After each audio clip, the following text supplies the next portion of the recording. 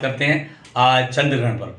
आज जो पढ़ने जा रहा है चंद्र ग्रहण 12:57 पर सूतक लग जाएगा और रात्रि 1:26 तक सूतक चलेगा। ग्रहण कब पड़ेगा? रात्रि 9:57 से ग्रहण का स्पर्श प्रारंभ हो जाएगा। मध्यकाल होगा 11:42 पर और 1:26 पर जो है ग्रहण का समापन हो जाएगा।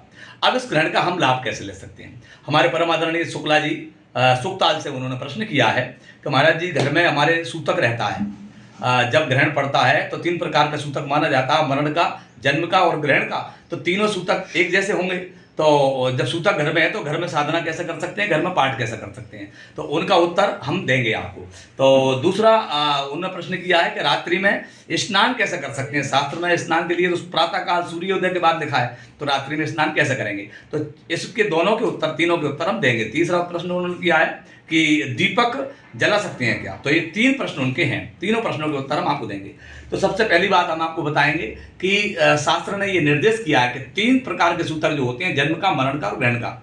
तो 3 सूतकों में जो है, ये जो ग्रहण का सूतक है इसको घर में सूतक नहीं माना जाता है। न सूतकार्य दोषो अस्ति ग्रहणे होम जपादिषु तस्मात् सर्वं प्रयत्नेन कार्यम तद ग्रहणे सदा। इसका मतलब ग्रहण का सूतक जो है घर के अंदर नहीं माना जाएगा। इसमें आप भजन कर सकते हैं, पाठ कर सकते हैं और जो है पूजा निषेध रहेगी, मूर्ति स्पर्श निषेध रहेगी, ग्रंथों का स्पर्श निषेध रहेगा।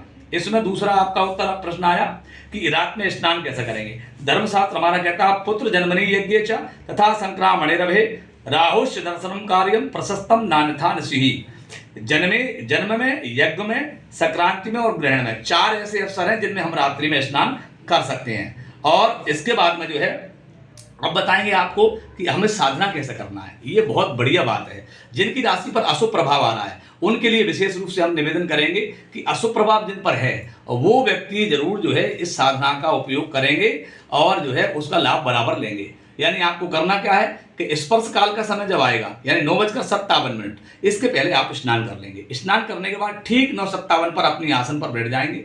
आपके पास जिस समस्या को लेकर के आप बैठ रहे हैं उस समस्या से संबंधित जो मंत्र आपके गुरुजन, आपके पंडित जी आपको बता दें, उसका जाप आप करें। लेकिन मंत्र का जाप करने से पहले ध्यान रखें उसकी दीक्षा आवश्यक है। अगर मंत्र जाप की दीक्षा नहीं करते हैं तो आपका पाठ करना बेकार हो जाएगा। यानी कहने का मतलब है कि 3.5 घंटे का लाभ आप ले सकते हैं इस ग्रहण काल का। ये 3.5 घंटे आपको एक पुष्करण का फल दे सकता है। इसलिए निवेदन करेंगे। अब हम जो व्यक्तिगत रूप से बताना चाहते हैं वो सुने आप। तो हनुमान जी का हनुमान चालीसा का पाठ आप करें 3.5 घंटे।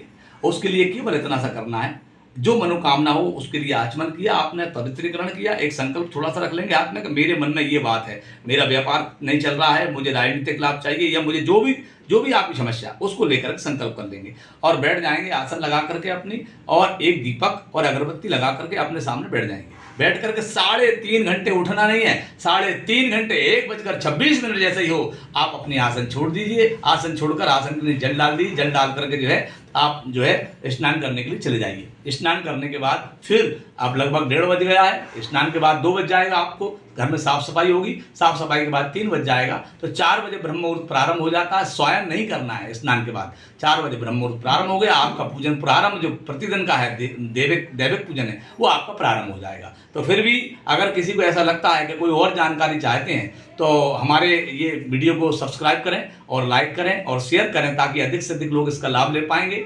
और फिर भी कोई जानकारी चाहिए तो इस पर हमारा फ़ोन नंबर हम लिख करके देंगे, उस नंबर पर आप हमको पूछ सकते हैं, प्रश्न कर सकते हैं। अगर हमको आएगा तो हम आपको उत्तर देंगे, नहीं आएगा तो कोई बात नहीं है। धन्यवाद शिक्षा, नमस्कार।